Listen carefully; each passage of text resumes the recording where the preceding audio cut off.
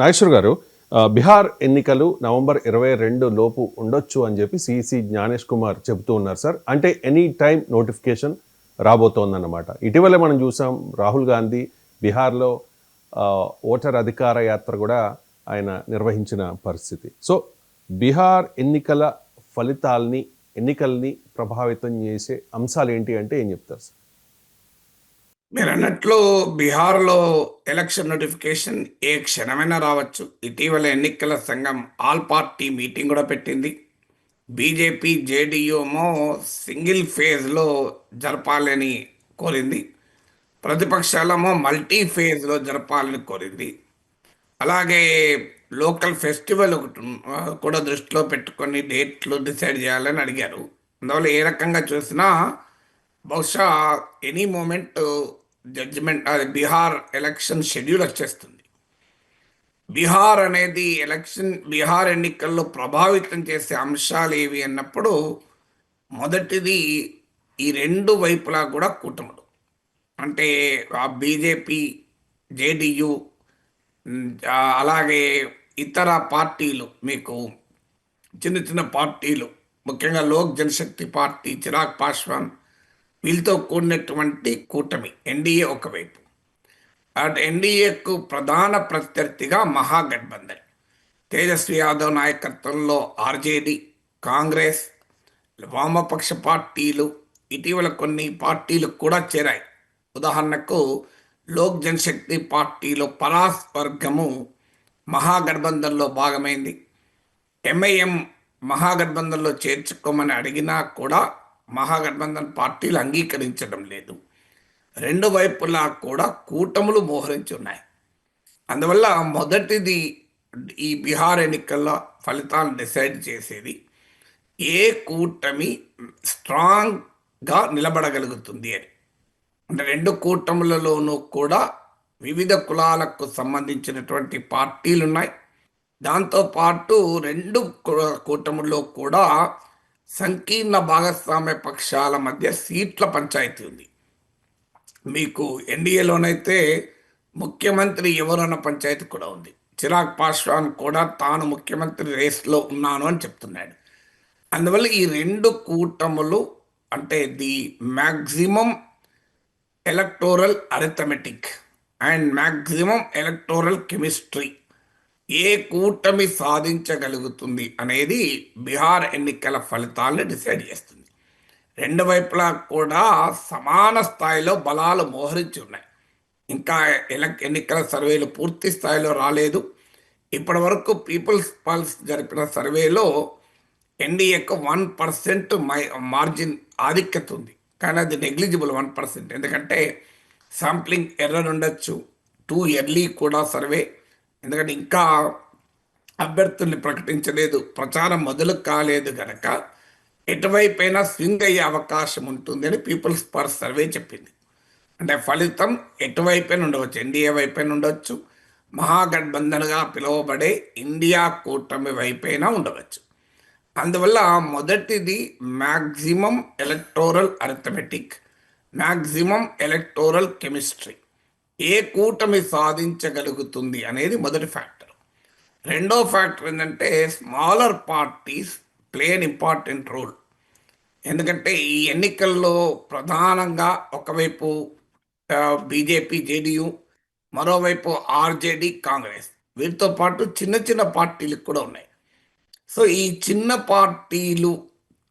పార్టీల పర్ఫార్మెన్స్ అనేది smaller parties decide the bigger picture in Bihar అంటున్నారు. సో స్మాలర్ పార్టీస్ ఏ రకంగా పర్ఫామ్ చేస్తాయని. మూడవది భాగస్వామ్య పక్షాలు ఏ రకమైన స్ట్రైక్ రేట్ను కలిగి ఉంటాయని.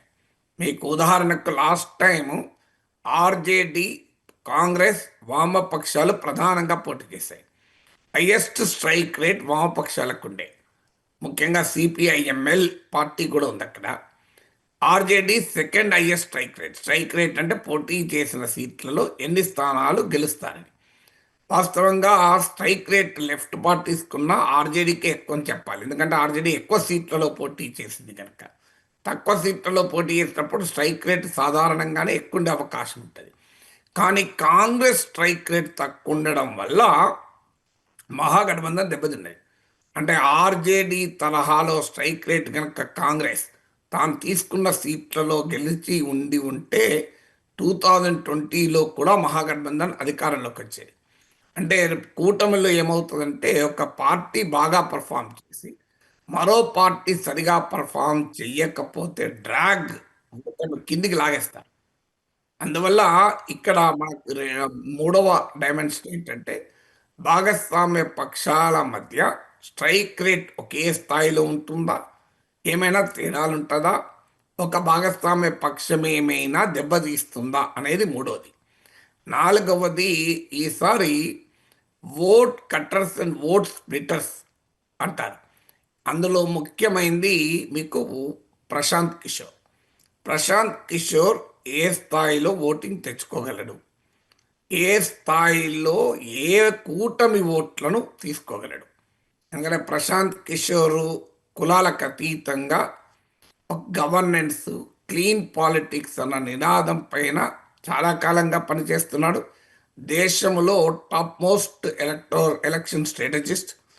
భారతదేశంలో నరేంద్ర మోడీ విజయం నుంచి మొదలుకొని Mamata Banerjee, Arvind Kejriwal, captain Amarinder Singh, Stalin, YS Jaganmohan Reddy, even Nitish Kumar, ఇలా అందరి విజయానికి కారకుడు. చివరకు చంద్రబాబు నాయుడు విజయంలో కూడా ప్రశాంత్ కిషోర్ పాత్ర ఎంతో కొంత ఉంది. అందువల్ల ఇంతమందిని గెలిపించి ఆయన ఫెయిల్ అయింది ఒక ఉత్తరప్రదేశ్లో కాంగ్రెస్ పార్టీకి పనిచేశాడు, అక్కడ మాత్రమే ఫెయిల్ అయ్యాడు. ఇప్పుడు ఆయన స్వయంగా పొలిటికల్ స్టార్టప్ మొదలుపెట్టాడు. సో ప్రశాంత్ కిషోర్ ఇప్పటి వరకు సర్వేలు ఏం చెప్తున్నాయంటే నితీష్ కుమార్, తేజస్వి యాదవ్ల తర్వాత ముఖ్యమంత్రి ఎవరు అన్నప్పుడు ప్రశాంత్ కిషోర్ పేరు వినబడుతుంది. కానీ ఇదంతా ఓట్లుగా కన్వర్ట్ అవుతుందా, ఈ హైపేనా అనేది ఇప్పుడు క్వశ్చన్. ముఖ్యంగా రాహుల్ గాంధీ ఓట్ అధికార యాత్ర తర్వాత ప్రశాంత్ కిషోర్ హైప్ కాస్త తగ్గింది అని కూడా సర్వేలో వ్యక్తమైంది, పీపుల్స్ పర్ సర్వేలో కూడా. అందువల్ల నాలుగో అంశం ప్రశాంత్ కిషోర్ కింగ్ మేకర్ అవుతాడా, కింగే అవుతాడా, అసలు ఏ పార్టీని ఛాన్సెస్ను స్పాయిల్ చేస్తాడు అన్నది నాలుగో అంశం. ఐదో అంశం రాహుల్ గాంధీ ఓట్ అధికార యాత్ర. ఇది వాస్తవంగా చాలా ట్రాక్షన్ వచ్చింది అని అనేక సర్వేలు చెప్తున్నాయి. ఈవెన్ పీపుల్స్ పల్స్ సర్వేలో కూడా కాంగ్రెస్ ఏతర ఓటర్లు కూడా అట్రాక్ట్ అయ్యారు అని, కాంగ్రెస్ ఓటర్లు కన్సాలిడేట్ అయ్యారని, ఇది కూటమికి అదనపు అడ్వాంటేజ్గా మారబోతుంది అని. సో రాహుల్ గాంధీ ఓట్ అధికార యాత్ర ప్రభావం ఏ రకంగా ఉంటుంది అనేది తెలియదు. ఇప్పటి వరకైతే దానికి ట్రాక్షన్ అంటారు, అంటే ప్రజలు చాలా ఆసక్తిగా గమనించారు, ప్రజలు పెద్ద ఎత్తున హాజరయ్యారు. కాంగ్రెస్ సాంప్రదాయ సెక్షన్లను దాటి ఇతరులకు కూడా అట్రాక్ట్ అయ్యారు, ఇక్కడ వరకు నిజం. కానీ ఇది ఓటింగ్ను ప్రభావితం చేస్తుందా అంటే that is again a big question. ఇక ఆరోది MIM factor. MIM factor last ఎలక్షన్స్లో సీమాంచల్ రీజన్లో 5 సీట్లు గెలుచుకున్నది. బీహార్లో గణనీయమైన ముస్లిం ఓటింగ్ ఉంది. ఆ ముస్లిం ఓటింగ్ అంతా ఆర్జేడీ ఖాతాలో ఉంటుంది. ఎంవై కాంబినేషన్ అంటే ఆర్జేడీ ముస్లిం యాదవ్ కాంబినేషన్ అని. సో ఆ ముస్లిం ఓటు క్లియర్గా యాంటీ బీజేపీ ఓట్ బ్లాక్ అది. సో ఈ ఓటు బ్లాక్లో ఓవైసీ ఏమైనా చీల్చగలుగుతాడా అని. వాస్తవంగా ఈ చీలిక ఉండకూడదు గనక మమ్మల్ని చేర్చుకోండి అని ఎంఐఎం మహాగఠబంధన్ ఎంబడిపడింది. మీకు ఆ తేజస్వి యాదవ్ ఇంటి ముందు ధర్నాలు కూడా చేశారు. కానీ మహాగఠబంధన్కు అనుమానం ఏంటంటే ఎంఐఎంను గనక కలుపుకుంటే బీజేపీ కౌంటర్ హిందూ పోలరైజేషన్ పెంచుకోగలుగుతుంది, అది నష్టము అవుతుంది అని భయం. సో ఎంఐఎం ఫ్యాక్టర్ ఏ రకంగా ఉంటుంది, ముస్లిం ఓట్లను ఏ రకంగా చీల్చగలుగుతుంది, ఎంఐఎం మహాగఠబంధన్లో భాగం అవుతుందా చివరి వరకు వచ్చే వరకు కాదా అనేది ఎంఐఎం ఫ్యాక్టర్ అనేది ఆరవది. ఏడవది తేజస్వి యాదవ్ తన సాంప్రదాయ యాదవ్ ఓటర్లను దాటి నాన్ యాదవ్ ఓబీసీ ఓటర్లను అట్రాక్ట్ చేయగలడా. నీకు 2024 లోక్సభ ఎలక్షన్స్లో ఉత్తరప్రదేశ్లో అఖిలేష్ యాదవ్ చేయగలిగాడు. అక్కడ కూడా అఖిలేష్ యాదవ్ ఫార్ములా కూడా ములాయం సింగ్ యాదవ్ కాలం నుంచి, ఇక్కడ లాలూ యాదవ్ కాలం నుంచి ఈ ఎంవై కాంబినేషనే. అంటే ముస్లిం యాదవ్ కాంబినేషన్. సో ఈ ముస్లిం యాదవ్ కాంబినేషన్లో యాదవ్ల డామినేషన్ ఉంటుంది కనుక మండల్ పాలిటిక్స్లో నాన్ యాదవ్ ఓబీసీస్లో వ్యతిరేకత. బీహార్లో ఆ నాన్ యాదవ్ ఓబీసీస్ గణనీయంగా ఉంటారు. వాళ్ళని ఎక్స్ట్రీమ్లీ బ్యాక్వర్డ్ కాస్ట్ లేదా మోస్ట్ బ్యాక్వర్డ్ కాస్ట్ అంటారు. వీటికి నితీష్ కుమార్ నాయకుడు. సో అఖిలేష్ యాదవ్ ప్రయోగము పీ అక్కడ పీడీఏ అని, అంటే పిచ్డే వెనుకబడ్డ వర్గాలు, దళిత్ అండ్ అల్పసంఖ్యాక్ ముస్లిం మైనారిటీలు, ఈ పీడీఏ ఫార్ములా బీహార్లో తేజస్ యాదవ్ చేయగలడా? వాస్తవంగా బీహార్లో ఆ యాదవ్ డామినేషన్ను నాన్ యాదవ్ బీస్లో వ్యతిరేకత ఉంది. అయితే కాంగ్రెస్ చేరికతో అది కాస్త చల్లబడుతుంది. సో అఖిలేష్ యాదవ్ ఫినామినన్ గనక తేజస్ యాదవ్ రిపీట్ చేస్తే ఎన్డీఏకు ఛాలెంజ్ అవుతుంది. ఎందుకంటే ఉత్తరప్రదేశ్లో అదే జరిగింది. బీజేపీ కన్నా సమాజ్వాదీ పార్టీ ఎక్కువ సీట్లు గెలుచుకోగలిగింది. అందువల్ల non Yadav outreach Tejashwi Yadav ఏ మేరకు చేయగలుగుతాడు అని. ఎనిమిదవది ముఖ్యమంత్రి ఎవరు అని. ఎందుకంటే మన ఎన్నికలు పార్లమెంటరీ డెమోక్రసీ అయినా అవి ప్రెసిడెన్షియలైజ్ అయిపోయాయి. అందువల్ల ముఖ్యమంత్రిని చూసి ఓటేస్తారు. నితీష్ కుమారే తమ నాయకుడిగా ఎన్డీఏ ముందుకెళ్తుంది. కానీ వాస్తవంగా నితీష్ కుమార్ ఎబిలిటీస్ పైన క్వశ్చన్స్ రైజ్ అవుతున్నాయి. ఆయన ఆరోగ్యము, ఆయన మానసిక స్థితి. ప్రశాంత్ కిషోర్ లాంటోడైతే ఆయన నితీష్ కుమార్ ఆయన క్యాబినెట్ మంత్రుల పేర్లు శాఖలు కూడా చెప్పలేడని అటాక్ చేస్తున్నాడు. బీజేపీలోమో తమ నాయకుడే ముఖ్యమంత్రి కావాలి అన్న డిమాండ్ పెరుగుతోంది. మహారాష్ట్రలో దేవేంద్ర ఫడ్నవీస్ లాగా బీహార్లో బీజేపీకి సొంత నాయకులు లేడు. అంటే ఒక ముఖ్యమంత్రిగా పోటీ చేయగలిగిన పబ్లిక్ ఇమేజ్ నాయకుడు బీజేపీకి బీహార్లో లేడు. దీన్ని అడ్వాంటేజ్గా తీసుకుని చిరాగ్ పాస్వాన్ ముందుకొచ్చాడు. నితీష్ కుమార్ మీద క్వశ్చన్స్ రైజ్ అవుతున్నాయి. బీజేపీలో లీడర్ ఎమర్జ్ కాలే. అందువల్ల తనను ముఖ్యమంత్రి కావాలి, చెయ్యాలి అనే డిమాండ్ ముందుకొచ్చింది. అందువల్ల నితీష్ కుమార్, తేజస్వి యాదవ్, చిరాగ్ పాస్వాన్, ప్రశాంత్ కిషోర్ ఇలా ముఖ్యమంత్రి ఎవరు అనేది ఒక ఫ్యాక్టర్. ఇక తొమ్మిదవది నితీష్ కుమార్ ఫ్యాక్టర్. నితీష్ కుమార్ బీహార్ రాజకీయాల్లో ఒక ప్రత్యేక డైమెన్షన్. అందుకే చూడండి, 5 సార్లు కూటములు మార్చిన నితీష్ కుమారే ముఖ్యమంత్రి. 2015లో మహాగఠబంధన్ తరఫున ముఖ్యమంత్రి, ఆ తర్వాత మళ్ళీ ఎన్డీఏ తరఫున ముఖ్యమంత్రి, ఇలా 5 సార్లు మారాడు. కారణం ఏంటంటే బీజేపీకి స్వతహాగా బలం లేదు. బీహార్లో 20% మించి బీహార్లో బీజేపీకి ఓటింగ్ లేదు. అందువల్ల ఎప్పుడు కూడా నితీష్ కుమార్ కింగ్ మేకర్ అయిపోతాడు. ఆయన ఏ కూటమిలో ఉంటే ఆ కూటమి వస్తుంది. ఆయనకు ఒక బలమైన ఓట్ బేస్ ఉంది. Women vote base, extremely backward cost లేదా మోస్ట్ బ్యాక్వర్డ్ కాస్ట్, ఎంబీసీలో ఓట్ ఉన్నాయి. కుర్మి, కుష్వాహా, మహాదళిత్, ఇదొక సెక్షన్.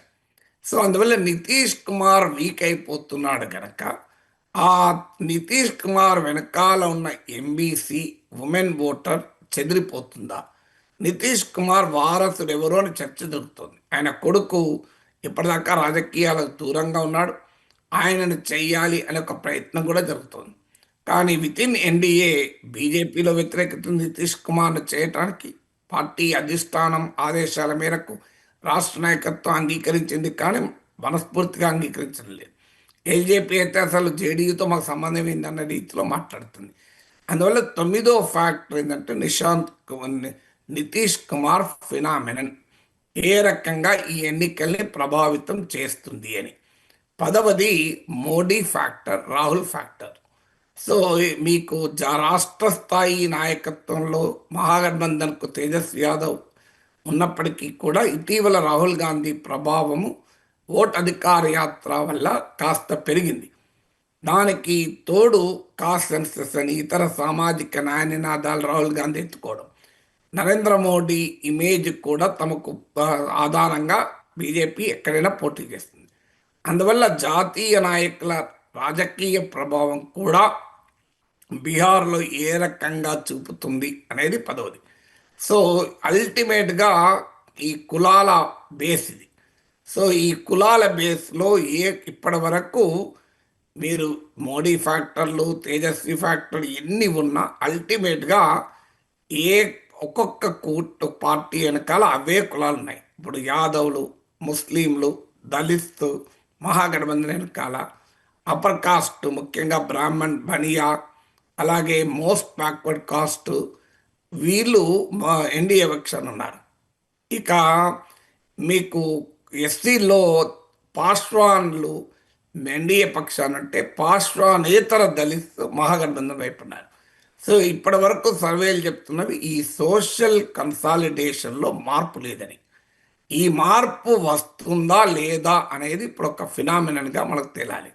సో అందువల్ల కీలకమైన అంశాలు బీహార్ ఎన్నికల్ని ప్రభావితం చేస్తున్నాయి.